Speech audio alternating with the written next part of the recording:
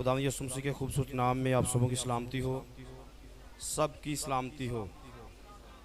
खुदावंद के शुक्रगुजार हैं आज एक बार फिर से खुदावंद की हजूरी में आने के लिए, खुदावंद के इस बड़े फजल के लिए जो खुदा ने हम पर किया, और हम एक बार फिर से अपने खुदा के हजूर जमा हैं इस बात के लिए अपने खुदा की दिल से शुक्रगुजारी करते हैं।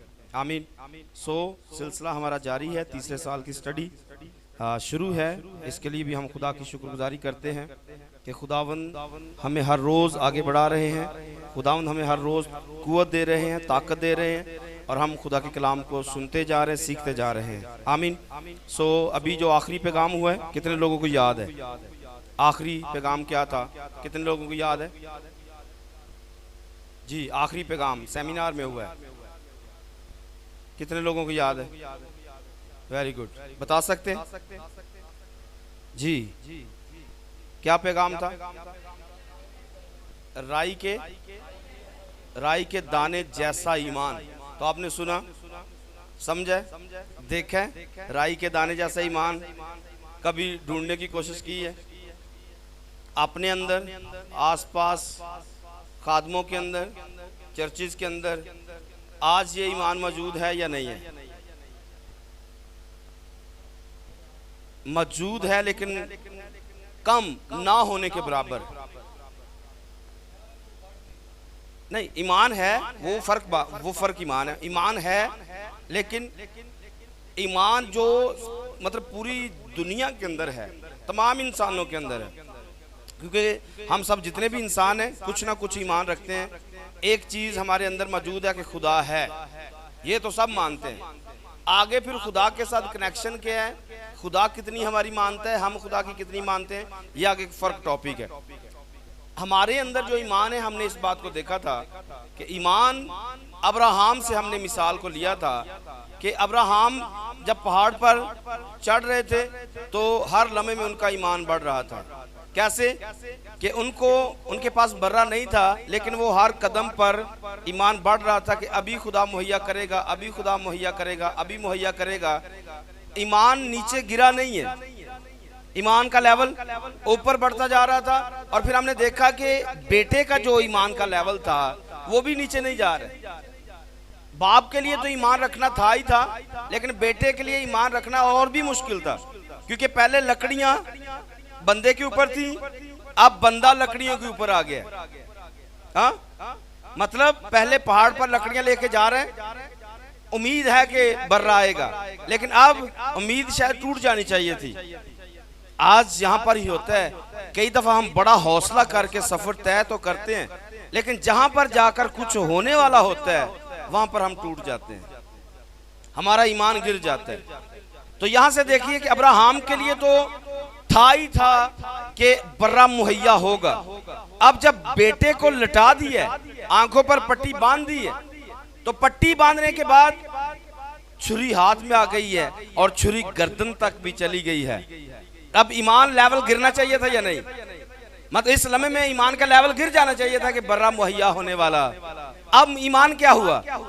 ईमान बदल गया, मतलब ईमान ने एक और स्टेप ले लिया। अगर बर्रा नहीं आया तो कोई बात नहीं है, इसको ज़िबा करते हैं, खुदा इसको जिंदा कर देगा। तो ईमान का लेवल बढ़ा। अब बेटे ने तो समझा कि बाप कह रहा है कि बर्रा आएगा, बर्रा नहीं आया, आंखों पर पट्टी है, छुरी गर्दन पर आ रही है। अब बेटा का ईमान रखता है।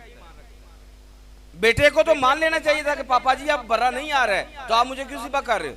लेकिन ऐसा हुआ, जो बाप के अंदर ईमान था वही बेटे के अंदर ईमान था कि ज़िबा हो जाऊंगा तो कोई बात नहीं है, खुदा मुर्दों में से जिंदा कर सकता है। तो ये वाला ईमान मेरे अंदर और आपके अंदर होना बहुत ज्यादा जरूरी है, और अगर ये नहीं होगा तो शायद हम कुछ कर भी नहीं पाएंगे। और यही वजह कि आज नाकामी जो है ये हमारा मुकद्दर बन चुकी है। जो बताया जाता है, जो सुनाया जाता है, उसको हम कबूल नहीं करते और उस पर हम अमल नहीं करते हैं। हाँ, ईमान एक दर्जे का ईमान है कि हमारे पास ईमान है, खुदा है। ईमान है कि हम चर्च में आते हैं, ईमान है कि बस खुदा हमारा और हम खुदा के हैं। इससे बढ़कर कुछ नहीं है, होता कुछ नहीं है। चक्षदाद में भी पैगाम दिया गया था, और उसमें भी ये बताया गया था कि हम 3 दर्जों से काम कर रहे हैं। नंबर 1 पर हम बाइबल पढ़ने में और पैगाम लिखने में तेज हैं। बाइबल पढ़ने में, पैगाम लिखने में हम तेज। फिर दूसरा पॉइंट क्या है, हम कलाम सुनाने के लिए तेज हो चुके हैं। हम कलाम सुनाने के लिए माइक दे दीजिए, बस शुरू हो जाएंगे, कलाम सुनाएंगे। आप पढ़ने में भी नंबर ले सकते हैं, आप सुनाने में भी नंबर ले सकते हैं, लेकिन जब अमल करने की बात आती है तो इसमें आके हम शायद 0 पर आ जाते हैं। और ये मिसाल मैंने दी थी सर दर्द होने की, कि कितना हमारे अंदर जोश आता है कि इसका सर दर्द होता है तो मैं इसके लिए दुआ करता हूं। तो ये वाला हिस्सा, इसमें हम कमजोर पाए जाते हैं और यहां से ही हमारे ईमान का लेवल बढ़ता है।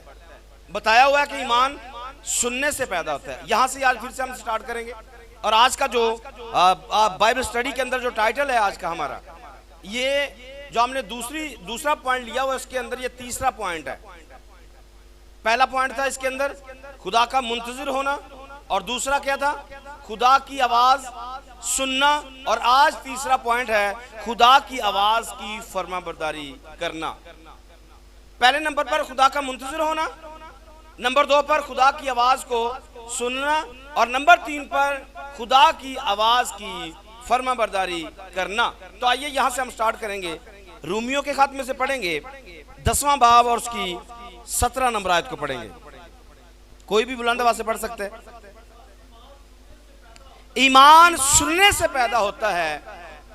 सुनना मसीह के, ईमान सुनने से पैदा होता है और सुनना मसीह के कलाम से। अब यहां से बात को समझेंगे। ईमान सुनने से पैदा होता है और सुनना कहां से? अब ये जो कलाम है इसको 2 तरीके से इस्तेमाल किया जाता है। ये जो कलाम है इसको यूनानी के अंदर 2 तरीके से इस्तेमाल किया जाता है, या इसके लिए 2 लफ्ज इस्तेमाल खास किए जाते हैं कलाम के लिए। नंबर 1 पर लोगोस और नंबर 2 पर रीमा। लोगोस और रीमा। अब लोगोस जो है ये लिखे हुए कलाम को कहा जाता है। हमारी बात क्या चल रही है? खुदा का मुंतजिर होना, खुदा की आवाज को सुनना, और फिर आज खुदा की आवाज को सुनकर उसकी फरमाबरदारी करना। तो मैं आपके सामने रख रहा हूं खुदा की आवाज को सुनना। सुनना कहां से? मसीह के। अब कलाम 2 तरह से है, इसको यहां से आपने कड़ी मिलानी है कि सुनना मसीह के कलाम से है, और सुनने से कलाम के लिए 2 लफ्ज इस्तेमाल होते हैं, लोगोस और रीमा। लोगोस जो है इसके भी कई मायने हो सकते हैं, लेकिन पहला इसका जो मतलब है वो लिखा हुआ कलाम है, और वो कलाम हमारे हाथों में है बाइबल मुकद्दस की सूरत में। नंबर 2 पर इस लोगोस का जो मतलब है वो होता है लफ्जों को जामा पहनाना। लफ्जों को मतलब जो कहा गया वो हो जाए। जैसे खुदा ने कहा आसमान बन जा, आसमान, तो सिर्फ ये लफ्ज नहीं थे, ये सिर्फ लफ्ज, आप मेरे साथ रह सकते हैं, ये सिर्फ लफ्ज नहीं थे, बल्कि जो कहा जा रहा था वैसा बन रहा था। खुदा ने कहा आसमान बन जा, आसमान, तो लोगोस ने क्या किया? लफ्जों को जामा पहना दिए।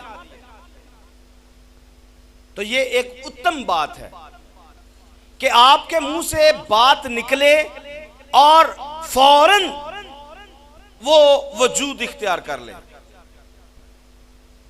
पतरस इस पॉइंट तक पहुंचा है। लंगड़े का कितनी दफा कलाम सुना है? जन्म के लंगड़े का। पतरस ने कहा यीशु मसीह के नाम में, तो ये सिर्फ लफ्ज नहीं थे। लफ्ज ने क्या किया? जो मुंह से निकला वैसे ही उसने वैसा ही वजूद इख्तियार कर लिया। तो ये क्या है? 2 तरीके से कलाम है। नंबर 1 पर इसके लिए 2-3 मिसालें पढ़ लेते हैं। आइए अमाल की किताब में से पढ़ेंगे, बल्कि इससे पहले मत्ती की इंजील पढ़ेंगे। मत्ती की इंजील 4 बाब उसकी 4 आयत को देखिए। उसने जवाब में कहा, ये एग्जाम्पल है, इसको समझना आपने। लोगोस का मतलब मैंने क्या बताया? लिखा हुआ कलाम। लिखा हुआ कलाम या लफ्जों को जामा पहनाना। तो यहां से हम देखेंगे कि यहां पर क्या लिखा है? उसने जवाब में कहा, नहीं, लिखा है क्या? यहां पर क्या लिखा है? उसने जवाब में कहा, ये जो लिखा है यहां पर आपने लिखना है लिगोस, लोगोस। यहां पर क्या है? उसने जवाब में कहा, लिखा है, और जो लिखा हुआ है ये लगोस है।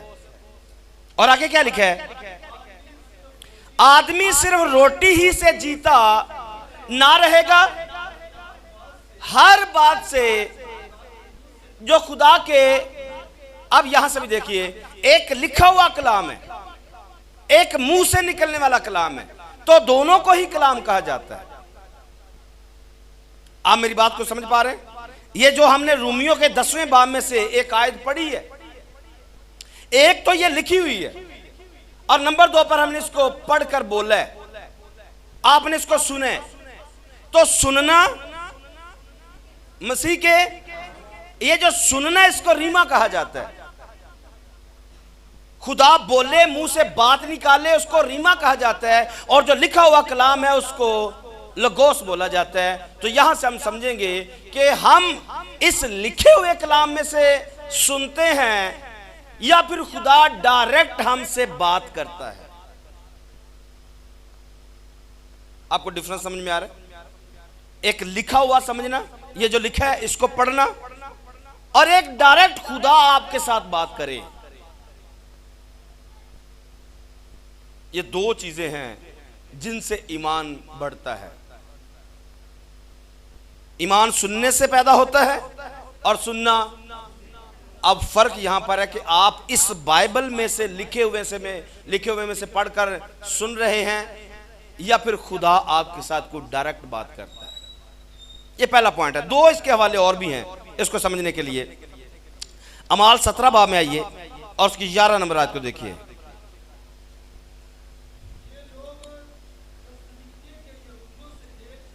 जी,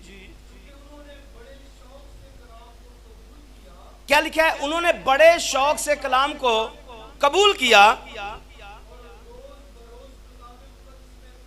ये जो इन्होंने कबूल किया है, इसको इन्होंने सुने, इसको इन्होंने तो सुने को कबूल किया। और आगे लिखा है, रोज बरोज किताबे मुकद्दस में तहकीक करते थे। तो जो मैं यहां से सुना रहा हूं, ये कौन सा कलाम है? बोलिए, कितनी दफा मैंने जोर लगा के बात की है? रीमा, ये रीमा है जो आप सुन रहे हैं। ये क्या है?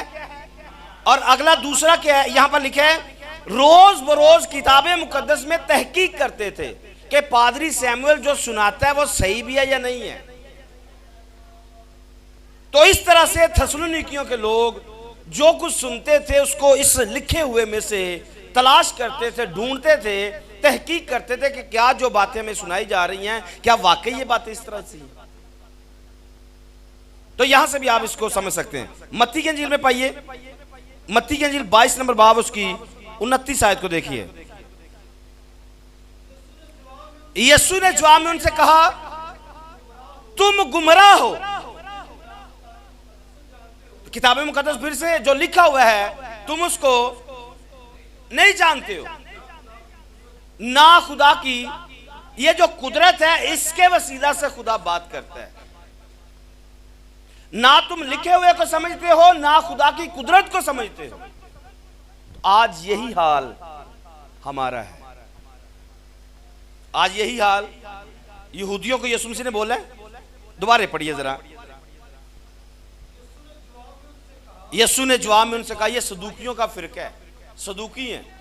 यीशु मसीह ने इनसे कहा, तुम बाइबल पढ़ते थे, बाइबल पढ़ते भी थे, सुनते भी थे, सुनाते भी थे, लेकिन यीशु ने क्या कहा? तुम गुमराह हो। अपने आप से सवाल करना है आज। एल्डर साहब, अपने आप से सवाल करना है। किताबे मुकद्दस को समझते हैं?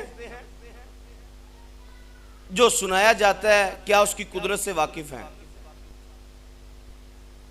वहां पर सदूकियों की यह हालत है कि यीशु ने इनको कहा, तुम गुमराह हो, ना किताबे मुकद्दस को समझते हो और ना खुदा की कुदरत को जानते हो या ना उसको जानते हो, ना उससे वाकिफ हो। तो शायद आज की जिस मसीहत के अंदर हम जिंदगी बसर कर रहे हैं, हमारी हालत भी यही है। जिस किताब से सुनकर हमारा ईमान बढ़ना है, ये किताब हमें कोई फायदा नहीं दे रही है, इससे हमारा ईमान बढ़ नहीं रहा है। इस किताब से हमारा ईमान बढ़ नहीं रहा।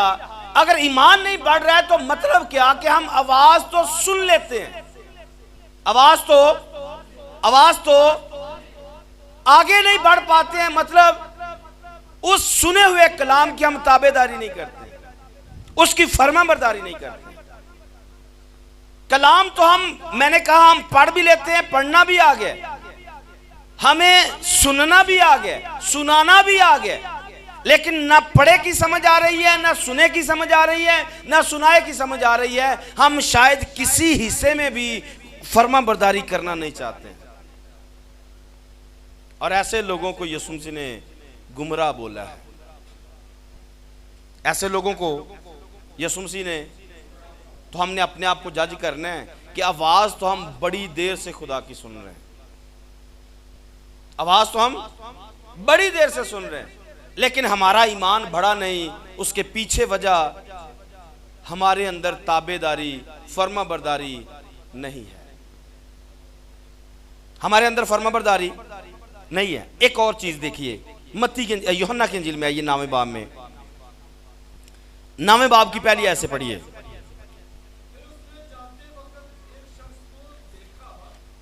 फिर उसने जाते वक्त एक शख्स को देखा जो जन्म का अंधा था। उसके शागिर्दों ने पूछा, ए रब्बी, किसने गुनाह किया है? किसने गुनाह किया था जो ये अंधा पैदा हुआ? जी, इस शख्स ने गुनाह किया या इसके मां बाप ने गुनाह किया? जी, आमीन। छठी आयत से पढ़ेंगे तो छठी आयत में लिखा है, ये कहकर उसने जमीन पर थूका और थूक से मट्टी सानी और वो मट्टी अंधे की आंखों पर लगाकर उससे कहा, जा श्लोक, यानी कि उसने उसको भेजा और जाकर कहा इसको धो ले। और जब वापिस आया तो वो अंधा शख्स अंधा ही था या बीना था, इसको समझना है। स्टोरी से हम पहले वाकिफ हैं, सिर्फ पॉइंट लेना है कि यीशु मसीह ने मट्टी लेकर उसकी आंखों पर लगाई। बोलिए, यीशु मसीह ने मट्टी लेकर उसकी आंखों पर आज आपको मौका मिले किसी अंधे को मट्टी लेकर उसकी आंखों पर लगाने के लिए। यीशु ने भी मट्टी लगाई, हम भी मट्टी लगाएंगे, फर्क आएगा कोई? दोनों में कोई फर्क आएगा? हाँ, नहीं आएगा? शायद आएगा। क्यों? क्योंकि यीशु मसीह बाप की हर बात को फॉलो करते थे और यीशु मसीह के अंदर वही ईमान था जो खुदा के अंदर ईमान है। किसी भी लम्हे के अंदर उनके ईमान का लेवल डाउन हमें नजर नहीं आता है।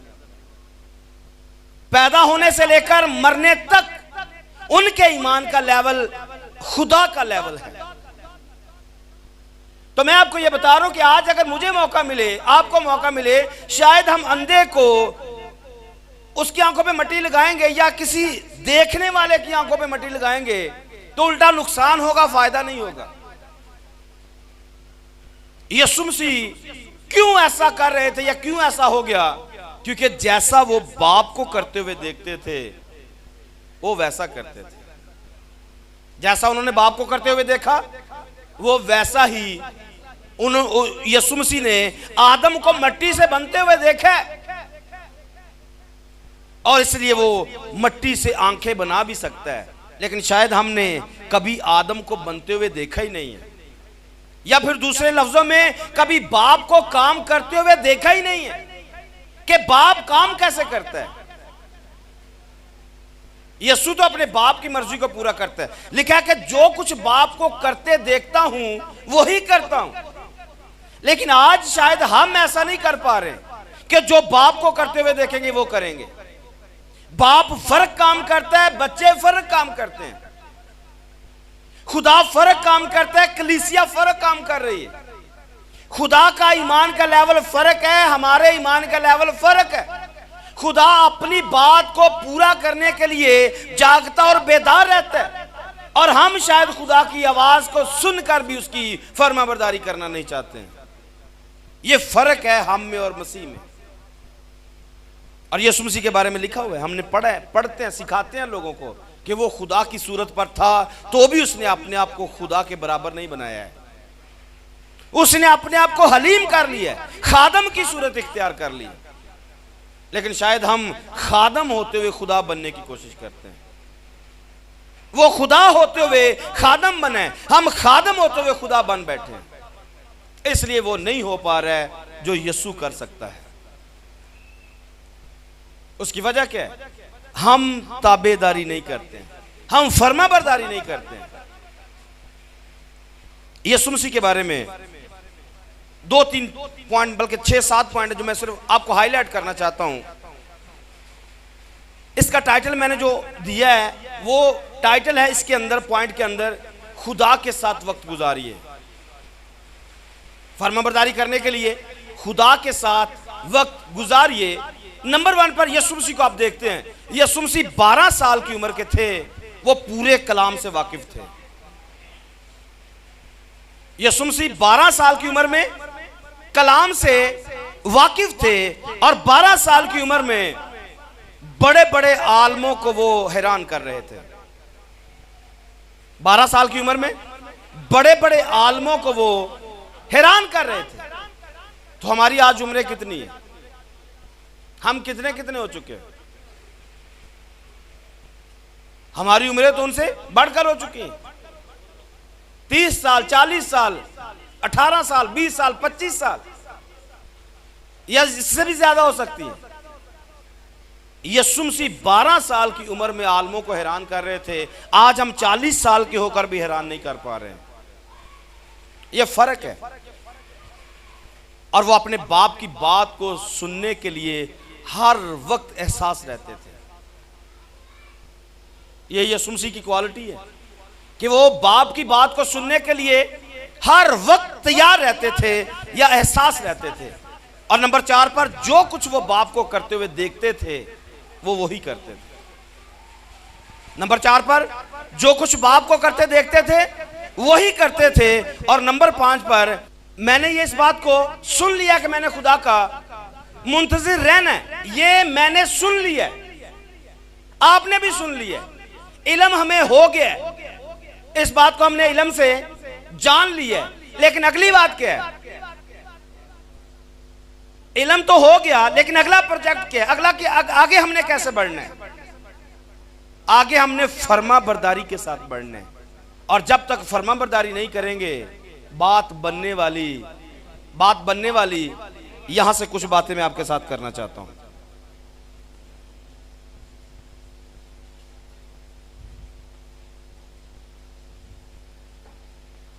खुदा की फरमाबरदारी कैसे हो सकती है?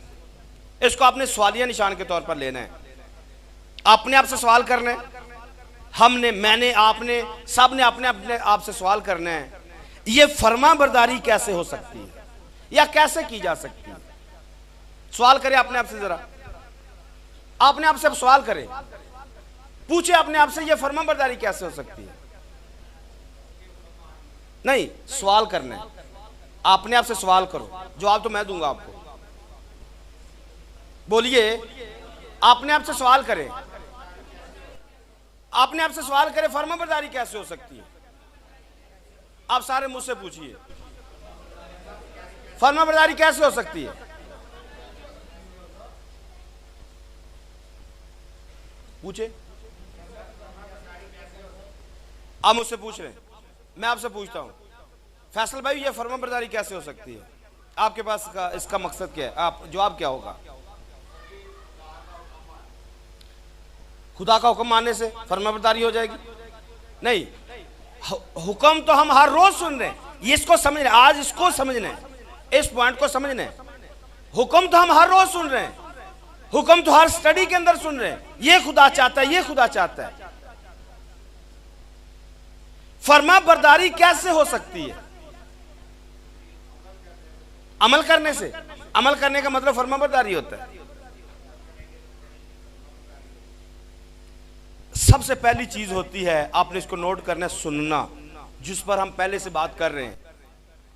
फर्माबरदारी करने के लिए पहले सुनना पड़ता है। आप चाहते हैं कि मैंने पादरी साहब की बात को मानना है, जो पादरी साहब कहेंगे मैं उस पर अमल करूंगा, मैं उसकी फर्माबरदारी, मिसाल के तौर पर मैं भाई पास्टर साहब, पास्टर वसीम से कहता हूं कि आज मैंने आपके घर बैठ के चाय पीनी है, एक मिसाल है, जब तक मैं इनसे ये मेरी बात सुनेंगे ही नहीं, क्या हम इकट्ठे बैठ के चाय पी सकते हैं? पहले बात को सुनना पड़ेगा। किन मायनों में? किन मायनों में सुनना पड़ेगा? पहले सुनने के साथ आपकी तवज्जो चाहिए। जो मैंने कहा है इस पर तवज्जो कितनी है? क्योंकि कितनी बातें हम सुनते रहते हैं, ये भी सुना, वो भी सुना, इसकी भी सुनी, उसकी भी सुनी, पर जिंदगी में अमल। वजह क्या है? जो कुछ हम सुनते हैं हम उस पर तवज्जो ही नहीं देते हैं। मैंने आपके सामने सवाल रखा है, आप मुझसे पूछे, मैंने पहले आपसे कहा है कि अपने आप से सवाल करें, ये फर्माबरदारी कैसे हो सकती है? तो इसका आंसर क्या है? तवज्जो से सुनना। दोनों को मिला दें, तवज्जो से। आप तवज्जो से सुनेंगे तब आप फर्माबरदारी करेंगे। बच्चे फर्माबरदारी नहीं करते हैं, कलीसिया फर्माबरदारी नहीं कर रही है, खादम फर्माबरदारी नहीं कर रहे, लीडर फर्माबरदारी नहीं कर रहे, बीवी फर्माबरदारी नहीं कर रही, या शौहर फर्माबरदारी नहीं कर रहे। उसके पीछे वजह क्या है? उसके पीछे तवज्जो ही नहीं है। आज अगर कलीसियों में अमल नहीं है तो पीछे वजह तवज्जो है। हम उस बात पर तवज्जो देते ही नहीं है। यह मैंने दूसरा पॉइंट आपके सामने रख रहा है। पहले नंबर पर सुनना, नंबर 2 पर तवज्जो करना, और फिर हमने इसको दोनों को मिलाकर बताया है तवज्जो के साथ सुनना, और नंबर 3 पर इसके साथ आप लिखिए फिक्रमंदी। तीसरा क्या है? जब आप सुनेंगे तवज्जो के साथ आप फिक्र करेंगे, और जब तक तवज्जो के साथ फिक्र नहीं है तब तक फर्माबरदारी हो नहीं सकती। मैंने कहा यह काम करना है, आगे से जवाब आता नहीं करना है। जवाब क्या है? नहीं करना है। तो वजह क्या? ना तवज्जो है ना फिक्र है। कभी फिक्र की हो कि खुदा ने मेरे साथ कलाम किया है, खुदा ने मेरे साथ, और फिक्र आपको लग जाए कि अगर मैंने इस पर अमल ना किया तो मेरे बाप की बेइज्जती कितनी है। हाँ? खुदा आसमान और जमीन को बनाने वाला है, कायनात को बनाने वाला खुदा, इतना बड़ा खुदा एक मुझ नकम्मे से आदमी को बात सुना रहा है, बेटा ये आपने करना है, इसमें तेरा भला है, और बेटा या बेटी आगे से उस बात पर कान ही ना धरे, तवज्जो ही ना करे, और उस बात की फिक्र ही ना करे कि मेरे बाप की कितनी बेइज्जती है इसके अंदर, मेरे खुदा की इसके अंदर कितनी बेइज्जती है। रात को हमने पढ़ा था अमाल की स्टडी के अंदर, आखिरी पैगाम जहां पर बंद था वो यही था, ए तहकीर करने वालों, ए, याद है आपको? ये गालबन 40 नंबर आयत है, निकालिए जरा। 40 नंबर आयत है ना, 13 बाब की 40 नंबर आयत में क्या लिखा है?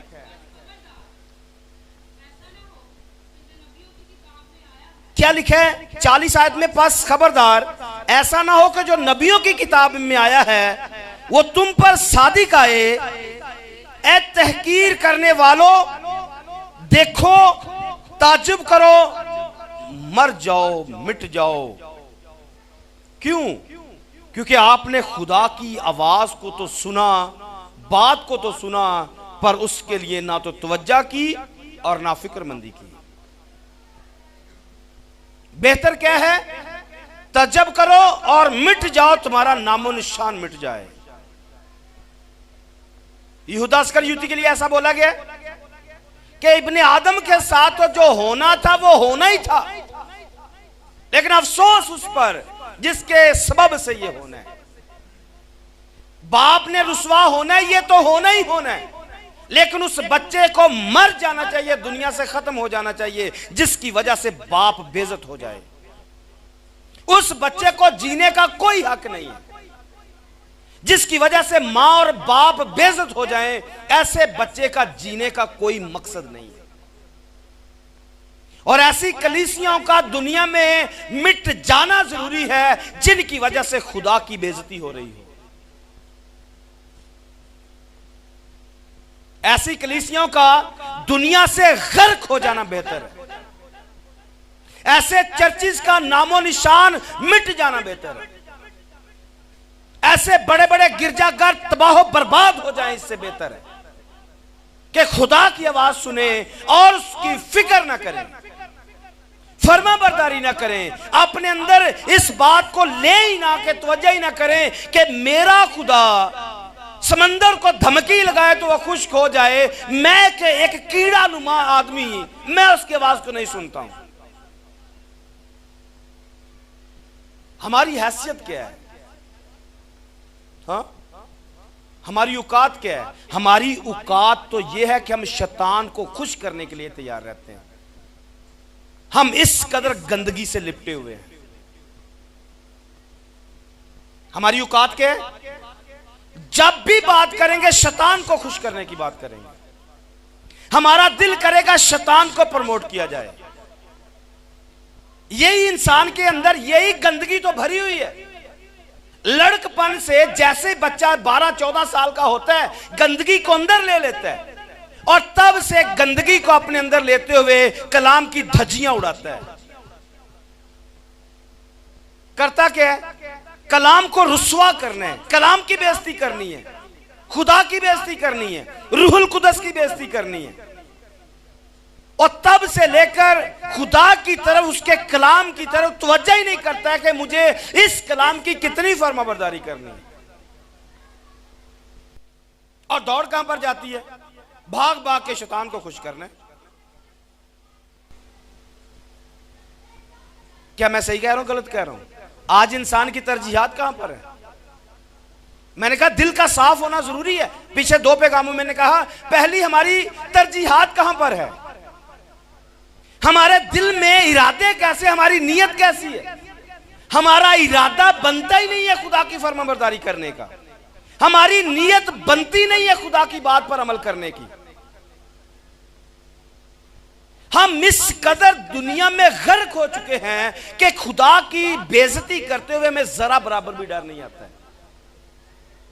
वो चाहे लीडर है चाहे आम इंसान है, सब के सब इसी कैटेगरी के अंदर से गुजर रहे हैं। और करते क्या हैं? सिर्फ सुनने की हद तक रहते हैं। हम क्या करते हैं? सुनने की हद तक रहते हैं। तो मैंने कितने पॉइंट आपके सामने रखे? नंबर 1 पर सुनना, नंबर 2 पर उस पर तवज्जो करना, और नंबर 3 पर उसकी फिक्र करना। सवाल हमारा क्या चल रहा है? ये फर्माबरदारी कैसे हो सकती है? तो मैंने आपके सामने रखा सुनना, नंबर 2 पर तवज्जो से सुनना, नंबर 3 पर फिक्रमंदी करना, और नंबर 4 पर मोहब्बत करना। आप मोहब्बत में फर्माबरदारी कर सकते हैं। अगर आपको किसी से मोहब्बत है, किसी को तो छोड़ ही दें, अगर खुदा से मोहब्बत है, उसके कलाम से मोहब्बत है, उसके रूह से मोहब्बत है, तो आप फर्माबरदारी कर सकते हैं।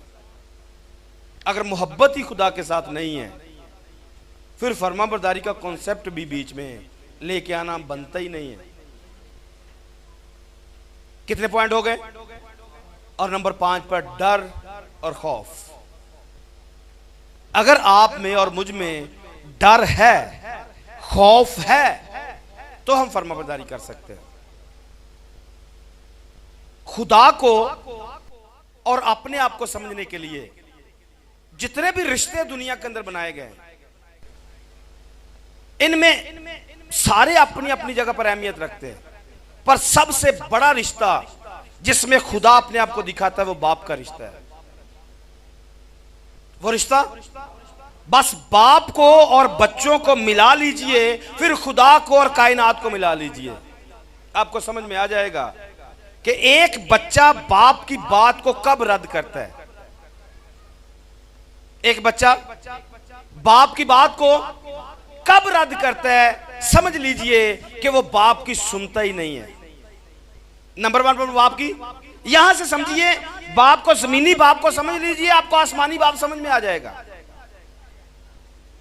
बेटा बेटी जब वो सुनती नहीं है तो समझे उसके लिए, उसके अंदर आपके लिए कोई फिक्रमंदी भी नहीं है, उसे आपकी उसको आपकी बात पर कोई तवज्जो भी नहीं है, और उसे आपके साथ कोई मोहब्बत भी नहीं है, उसे आपका कोई डर और आपका खौफ भी नहीं है।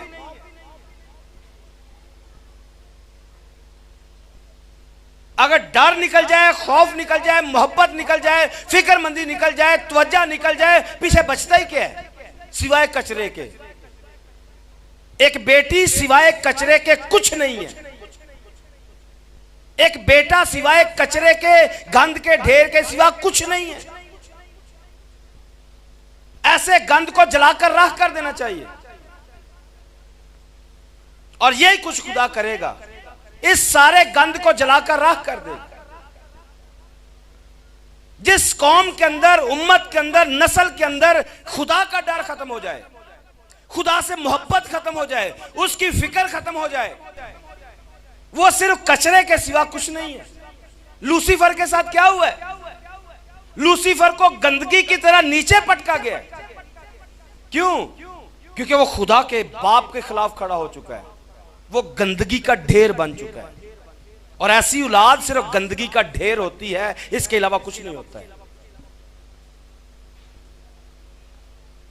तो मैं और आप जितने यहां पर बैठे हुए हैं, अगर हम फरमाबरदार नहीं हैं तो समझ लें कि हम गंदगी का ढेर बैठे हुए हैं, और खुदा किसी गंदगी के ढेर के साथ कलाम कर रहा है।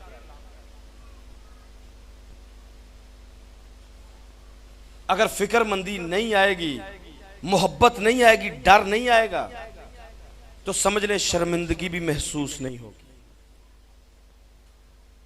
यह अगला पॉइंट है, शर्मिंदगी महसूस करना। फरमाबरदारी कब होती है? जब बंदा शर्मिंदगी महसूस करता है अपनी और बाप की। जब अपनी भी शर्मिंदगी ना रहे और बाप की शर्मिंदगी भी ना रहे, फिर फरमाबरदारी नहीं हो सकती। और आज लीडर बेशर्म हो चुके हैं, आज कलीसियां बेशर्म हो चुकी हैं, आज खानदान बेशर्म हो चुके हैं, क्योंकि वो शर्मिंदगी फील नहीं करते हैं। गुनाह करने के बाद भी शर्मिंदा नहीं होते हैं, हुक्म तोड़ने के बाद भी शर्मिंदा नहीं होते हैं। इसके बाद एक और पॉइंट है, रिश्ता निभाने की फिक्र।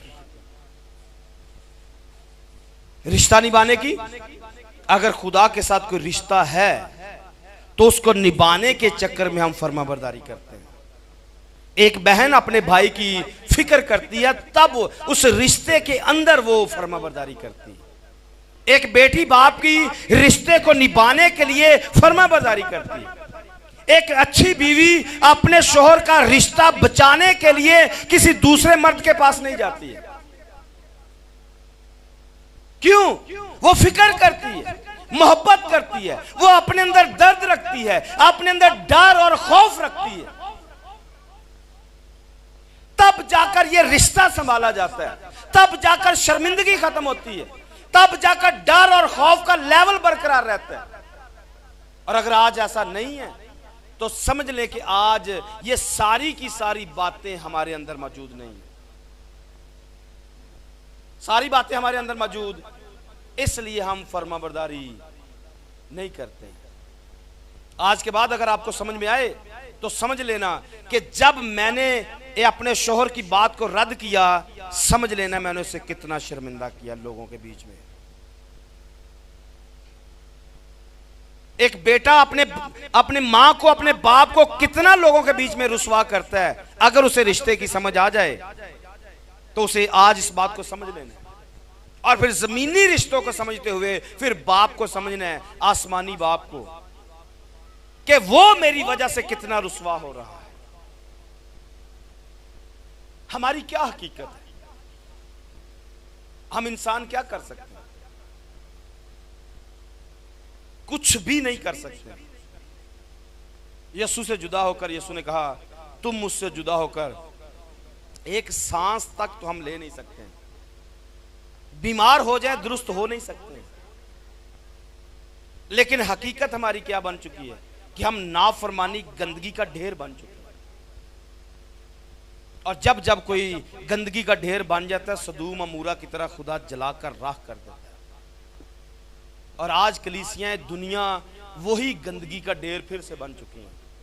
वजह खुदा की फरमाबरदारी नहीं करते। फरमाबरदारी और कैसे की जा सकती है? जब हमें आगे बढ़ने की जुस्तजू होती है। फरमाबरदारी कैसे हो सकती है? जब हमें आगे बढ़ने की, एक स्टूडेंट अपने टीचर की क्यों फरमाबरदारी करता है? क्योंकि उसे आगे बढ़ने की जितना ज्यादा, जैसे पंजाबी में कहते खा कर सेवा ते खा मेवा, जितनी सेवा करेंगे उतना ही ज्यादा फल मिलेगा। हमने सरफराज होना है, तरक्की करनी है, कितनी फिक्र है, कितनी जुस्तजू है आगे बढ़ने की। और ये हमारी जुस्तजू बताती है कि हम फरमाबरदारी कितनी कर सकते हैं। एक और चीज, एक और पॉइंट है, हमारे अंदर मिसाल बनने की कितनी जुस्तजू है कि मैं लोगों के लिए मिसाल बनना चाहता हूं। आप कहें जी मैं इतनी फरमाबरदारी करूंगा कि लोग मेरी मिसाल लोगों को दिया करें। फलां बेटा देखो, फलां बेटी देखो, बीवी देखो, शौहर देखो, खादम देखो, मुझे देखो। कितनी जुस्तजू अंदर कितनी है। हम लोगों की मिसालें देते हैं। फलां ने ऐसा किया, अब्राहम की, जैसे पिछले पैगाम में भी कहा, इसमें भी कहा।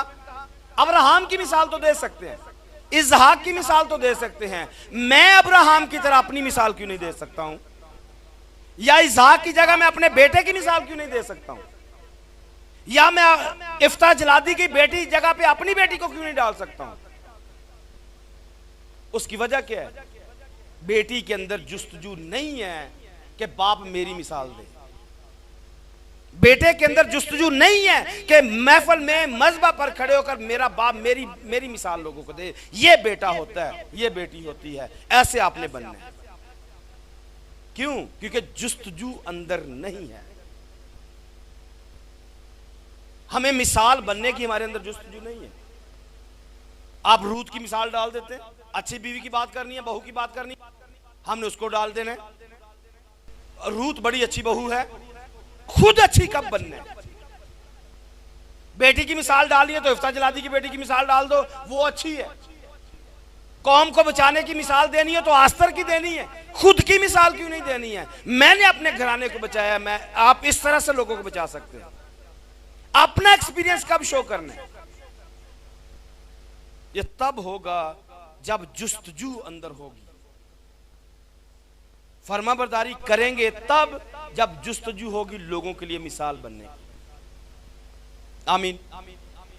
एक और पॉइंट देखिए, फरमाबरदारी दिलेर लोग कर सकते हैं। ये टाइटल है, फरमाबरदारी। बोलिए सारे। बुज़दिल नहीं कर सकते। फरमाबरदारी बुज़दिल लोग नहीं कर सकते। फरमाबरदारी ईमान से कमजोर लोग नहीं कर सकते। फरमाबरदारी बेइत्काद लोग नहीं कर सकते। फरमाबरदारी बेईमान लोग नहीं कर सकते। और एक खास बात, जिनके अंदर गैरत नहीं है वो फरमाबरदारी नहीं कर सकते। जिनके अंदर गैरत नहीं है वो फरमाबरदारी, या इसका उलट बेगैरत लोग कभी फरमाबरदारी नहीं कर सकते। जिनके अंदर गैरत नहीं है खुदा की, कलाम की, उसकी, बाप की अंदर अगर गैरत नहीं है फरमाबरदारी नहीं हो सकती। फरमाबरदारी करने के लिए आपको गैरतमंद होना बहुत जरूरी है। जब तक गैरत अंदर नहीं तब तक फरमाबरदारी भी अंदर है। बेगैरत लोग, मैंने कहा, कभी फरमाबरदार नहीं हो सकते।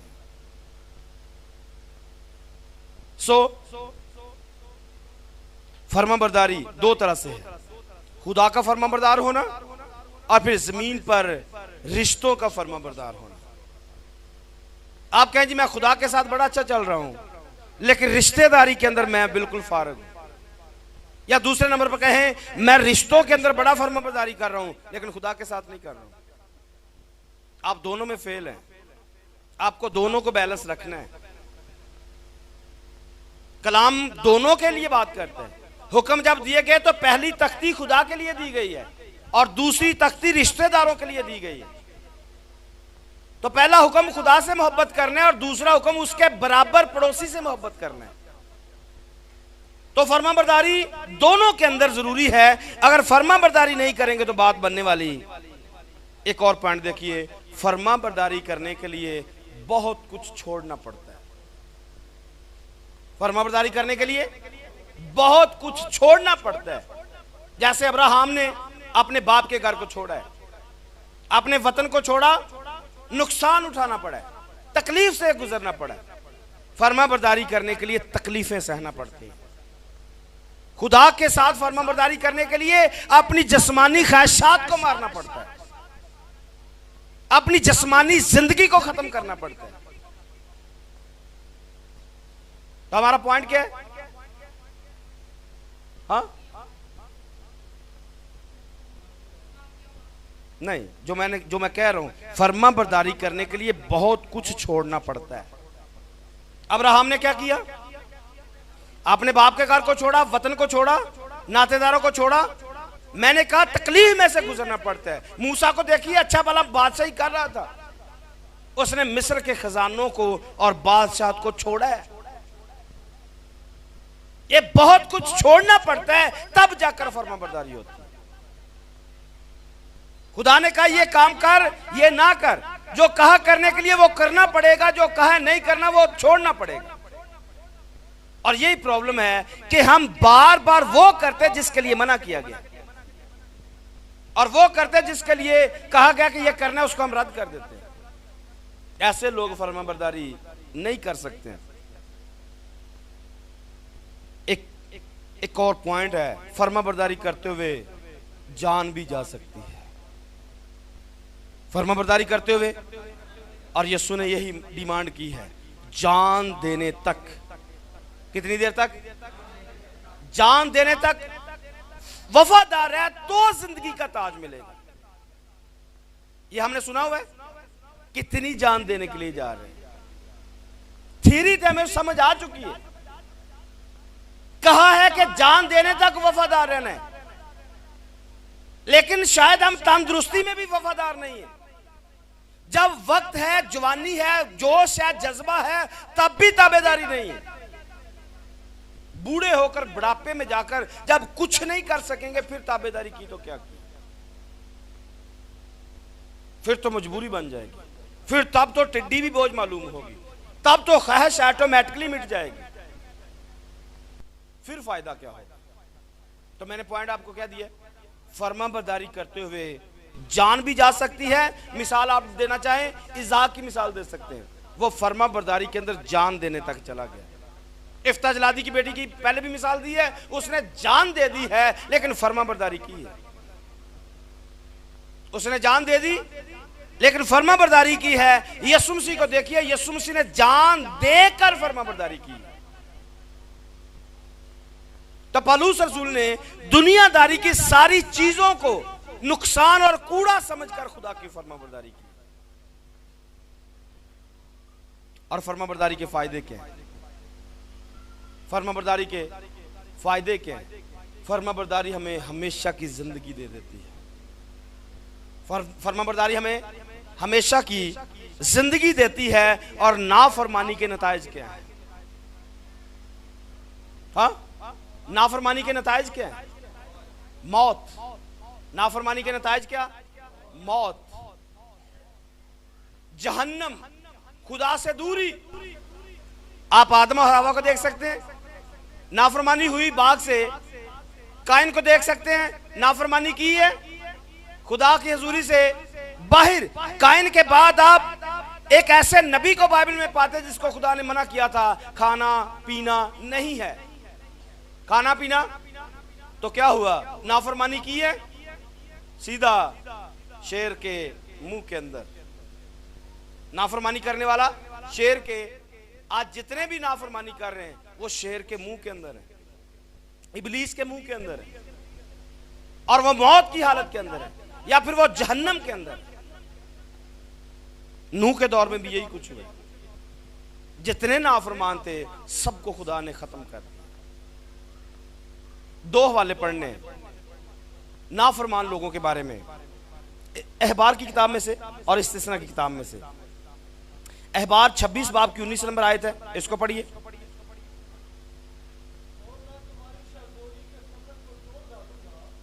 क्या लिखा है, मैं तुम्हारी शाहजोरी के फकर को तोड़ डालूंगा, तुम्हारे लिए आसमान को, बोलिए, तुम्हारे लिए आसमान को लोहे की तरह, जमीन को पीतल की मानित कर दूंगा। इसके साथ दूसरा वाला पढ़िए, इस्तिस्ना की किताब 28 नंबर बाब और उसकी 21 नंबर आयत को देखिए। खुदावंद ऐसा करेगा, खुदावंद ऐसा करेगा, वबा तुझसे लिपटी रहेगी जब तक कि वो तुझको उस मुल्क से जिस पर कब्जा करने के लिए तू वहां जा रहा है फना ना कर दे। पढ़ते जाइए। खुदावंद तुझको तपदीक, बुखार, सोजश, हरारत, शिद्दत हरारत और तलवार और बादे समूम और गिरोही से मारेगा, और ये तेरे पीछे पड़े रहेंगी जब तक कि तू फना ना हो जाए। और अगली बात पढ़िए, खुदा मी के बदले क्या देगा, तेरी जमीन पर खाक, धूल। पीछे वाली आयत को आपने छोड़ दी है जो खास पढ़ने वाली थी, 23 नंबर आयत जी। आसमान जो तेरे सर पर है, खुदा क्या करेगा, आसमान जो तेरे सर पर है पीतल का, जो जमीन नीचे है लोहे की हो जाएगी। ये नाफरमानी के नतायज है। आसमान ऊपर से पीतल का और जमीन नीचे से, आपको आसमान से कोई बरकत मिलने वाली नहीं है, क्योंकि आसमान ऊपर से पीतल का हो चुका है। आपको कोई भी खुदा की तरफ से ब्लेसिंग मिलने वाली, चर्च बेशक चर्च के अंदर लेटे रहे आके, हर रोज दुआ के अंदर रहे, अगर ताबेदारी नहीं है तो आसमान से एक भी बरकत आपको मिलने वाली नहीं। और जमीनी बरकत के लिए भी आप तरसते रहेंगे, क्यों, आसमान पीतल का हो चुका है और जमीन नीचे से ना जमीन को कोई खत्म करेगा, लोहे को खत्म करेगा, ना ऊपर से कोई पीतल को खत्म करेगा कि ऊपर से बरकतें आप पर आ जाए और जमीन से नीचे बरकतें आपको मिल जाएं।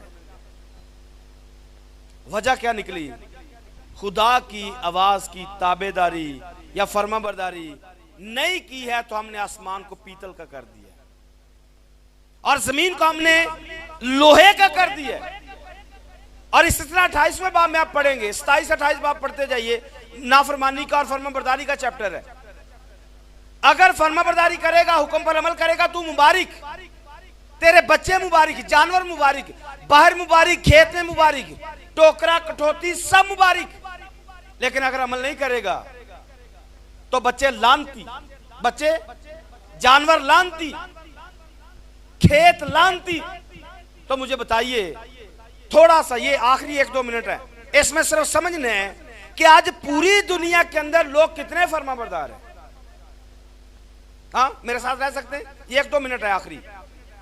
आज कितनी दुनिया, इतनी बड़ी दुनिया में बाकियों को छोड़ देते हैं। 1 मिनट के लिए समझे, आप जिस मुआशी से या जिस बंदे से जिसने मुआशी रखे हुए हैं उसको समझे वो कितना फर्माबरदार है खुदा का।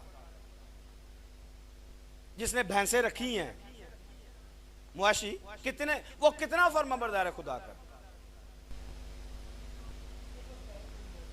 दुआ के लिए उसके पास टाइम, वो मुबारक आदमी है, उसके जानवर मुबारक है, जानवरों से दूध निकलने वाला मुबारक है। हाँ, जानवर यहां पर लिखा है लानती है। आपका दूध जो आप पी रहे एक नाफरमान बंदे की वजह से वो दूध लानती, उस लानती दूध को पीकर हम कितनी फर्माबरदारी कर सकते हैं।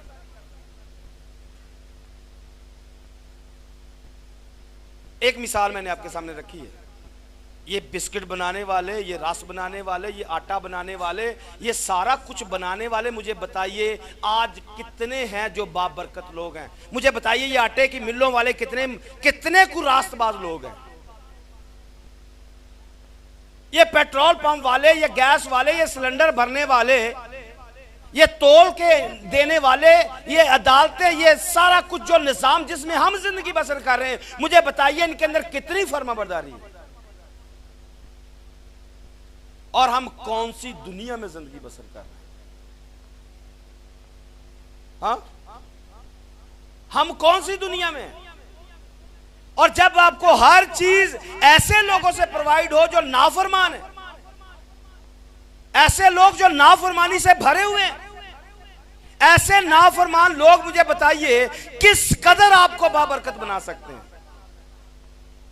आप आटा खा रहे हो नाफरमान लोगों के वसीला से, आप दूध पी रहे हो नाफरमान लोगों के वसीला से, आप बिस्कुट चाय पी रहे हो नाफरमान लोगों के वसीला से, आपके जूतियां कपड़े नाफरमान लोग बना रहे हैं।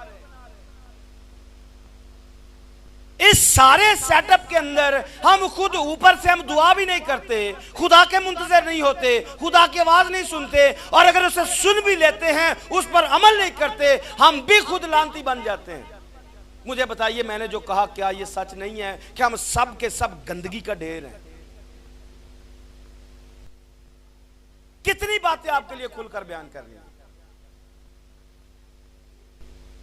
इमेजिन करें, सोचे थोड़ा सा, अपने गिरदोनवा पर देखिए, इर्द गिर्द देखिए जरा, कितनी चीजें हम बाबरकत लेते हैं, कितनी चीजें बाबरकत खा रहे हैं, और ऊपर से खुद भी मां बाप के नाफरमान, रिश्तेदारों के नाफरमान, खुदा के नाफरमान, खादम के नाफरमान, कलाम के नाफरमान। रूहुल कुदस हमने पाया नहीं, खुदा के बारे में ना हमने तवज्जो लगाई, ना हमने डर रखा, ना हमने खौफ रखा, ना रिश्ता निभाया, ना शर्मिंदगी की परवाह की, कुछ भी तो हमारे पल्ले नहीं है। इस सारी सिचुएशन के अंदर मुझे बताइए हम नाफरमान हैं, हमें बदले में क्या मिलने वाला है? हाँ? ऐसे नाफरमानी की जिंदगी बसर करके मुझे बताइए बदले में क्या मिलेगा? और अगर यही सारी बातें एक लीडर के अंदर पाई जाती हैं, उसने लोगों को क्या बरकत देनी, उसने कलीसिया को क्या लीड करना है, उसने कलीसिया को कौन सा ऐसा रूल कुदस दे देना जिसकी वजह से हमेशा की जिंदगी पाई जा सकेगी। मैं आपको बता देना चाहता हूं, ये आखिरी जुमला कहिए, हम सब के सब खतरे के अंदर हैं, हम सब के सब खतरे के अंदर हैं। तो जो पैगाम आपको दे दिया गया है, ये खुदा की मर्जी थी कि हम इसको समझें। बातें तो पहले भी हमने की हुई हैं, लेकिन आज तीसरा पॉइंट इस नंबर पर आया है, खुदा का मुंतजर होना है। तो सुन लिया है, अब ये हमारी प्रैक्टिकल लाइफ में आएगा तो बात बनेगी। खुदा का मुंतजर होना है, खुदा की आवाज को आपने सुन लिया है, और अब अमल करने की बात है। हम कितनी फर्माबरदारी करते हैं? फर्माबरदारी करेंगे तो बात बनेगी, नाफरमानी करेंगे तो मुकाशफा 21:8 हमारा मुकद्दर है। तो खुदा हमें समझ दे, हिकमत दे, दिनाई दे, इस कलाम को सुनने की और इस पर अमल करने की तौफीक दे, ताकि हम हमेशा की ज़िंदगी पा सकें, लानत से निकलें, जहन्नम से निकलें, फिरदौस के अंदर जा सकें। खुदा हम सबको तौफीक बख्शे कि हम इस पर अमल करने वाले बन सकें। खुदा हम सबको बरकत दे। God bless you. आमीन।